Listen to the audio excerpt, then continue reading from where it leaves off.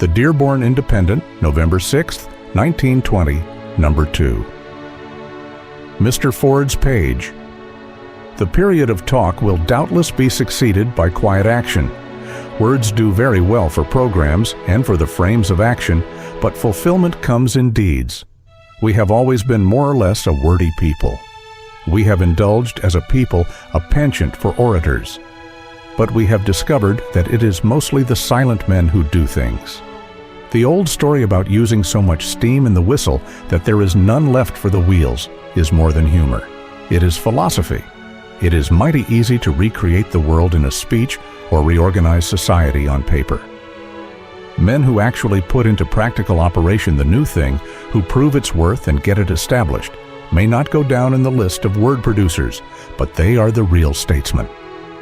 What a comfort it is to find a statesman who did not succeed by his tongue, says Gamaliel Bradford in his Atlantic Monthly study of Grover Cleveland. And perhaps there has been no period in our history when such a statesman could have been received with more chuckling satisfaction than just now. We have had a long period of great talk. Some of it is destined to be remembered and quoted for centuries. But great talk needs great fulfillment, and great fulfillment usually takes place in silence. It is altogether probable that we have entered upon a period when the capacity to do things will supersede the capacity to descry great things in prophetic vision. The world was a quarter of a century saving up, so to speak, for a great test of military strength. It blew in its 25-year accumulations in 4 years. It is somewhat surprised that it has not recovered from its headache in 2 years. The recovery so far, however, might have been very much worse than it was. The financial effects of the war are still with us. A great deal of money was manufactured in order to carry on the vast expenditures necessary for war until there seemed to be plenty of money for everything and everybody. Financiers knew that this expansion was only a business device, but the people were allowed to think it was prosperity. It is somewhat strange that the people who ultimately give to money whatever value it has should have been in the dark about it. A great deal of advice was given against extravagance, but the incitement to extravagance was not mentioned. The people were not told as they should have been. Now this apparent plentifulness of money is in appearance only. Some of these dollars represent wealth that hasn't been created yet. So be careful what you do with them, for you are not only spending your present, but you may be also mortgaging your future. That condition still affects our lives. The readjustment period has arrived. It is fraught with certain inconveniences, but not necessarily with hardship or danger. When things go unequally, something has to stop while something else catches up. The greatest inconveniences of this period arise from our present inability to transfer men from the departments that have to stop to the departments that have to catch up.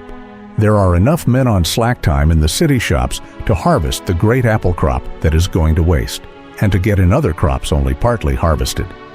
But as there is no social spirit for such things, there is, of course, no social organization of them, and the consequence is that the wise and necessary thing is left undone.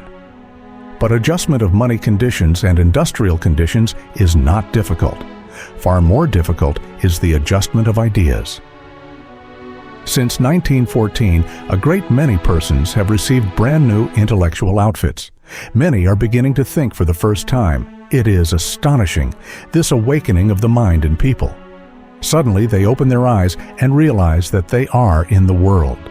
Then, with a thrill of independence, they realize that they can look at the world critically, stand apart from it, cross-examine it, and perhaps find it faulty. The intoxication of thus assuming the masterful position of critic of the social system, which it is every man's right to assume, is unbalancing at first. The very young critic is very much unbalanced. He is strongly in favor of wiping it all off, like a false sum of figures on a slate, and starting out anew. We have that situation to meet everywhere, but as humanity is a whole, every disorder is usually found to break out in one place. The antisocial virus engendered by the war has broken out in Russia. It is there that the disease can be studied under the best conditions. There we learn that the minority and not the majority determines destructive action.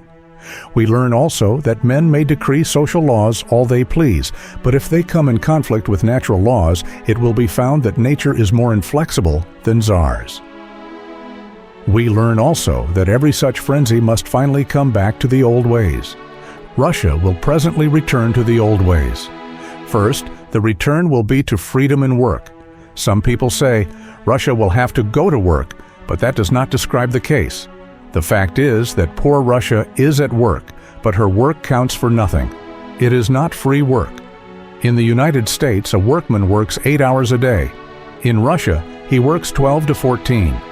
In the United States, if a workman wishes to lay off for a day or a week and is able to afford it, there is nothing to prevent him.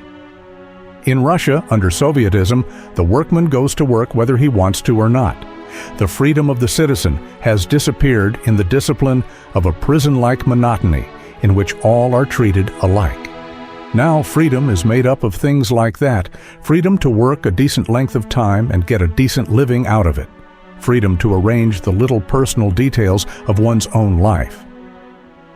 It is the aggregate of these minor forms of freedom which makes up the great idealistic freedom. And it is these minor forms of freedom which lubricate the everyday life of all of us. Russia must return to freedom in work, and she will be forced to return by the very pressure of natural law. Again, Russia will have to return to the service of the masses by the specialists. The Soviets said, "We don't want the experience and ability of those who form the middle and upper classes. We can get along without it." But the result did not make good the boast. Russia could not get along without intelligence and experience. As soon as she began to run her factories by committees, they went to rack and ruin. There was more debate than production. As soon as they threw out the men who knew how, tens of millions of dollars worth of precious materials were spoiled, and the real support of the country was destroyed. Why? Simply because a very few persons who knew how and who had previously put their know-how at the disposal of the masses of the people had been refused the chance to serve longer because they belonged to the middle class. Let this Russian-Soviet idea of class die out of the United States, just as it is dying out of Russia. The Soviets are combing the country now to find the starving intelligentsia whom they thought they could get along without. They are offering the engineers, the administrators, the manufacturers, the foremen, and superintendents who fled large sums of money if they will come back. Bolshevism is now crying for the brains and experience which she treated so ruthlessly at the first. The masses of the people are simply masses without direction they find, and not one man in 1,000 is fitted to direct others. There is a very sinister element in this country, desirous of creeping in between the men who work with their hands and the men who think and plan for the men who work with their hands. There never was in this country a traitor more dangerous than the man or party or race that seeks to split the American people into two opposing classes. The same influence that drove the brains and experience and ability out of Russia are busily engaged in raising a prejudice against the same qualities here. One thing, a most precious possession of any nation, to be safeguarded at any cost, is the unity of our people. We must not suffer the stranger, the destroyer, the haters of happy humanity to divide our people. In unity is American strength. In American disunity is the strength of the enemy of true freedom.